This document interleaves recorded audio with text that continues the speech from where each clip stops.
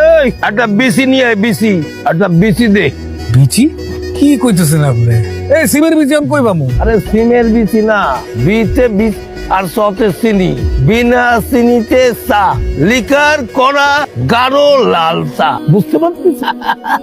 মামা কঠিন, আপনি তো বিরাট সাহিত্যিক হয়ে যেতেছেন। চোখ নেই?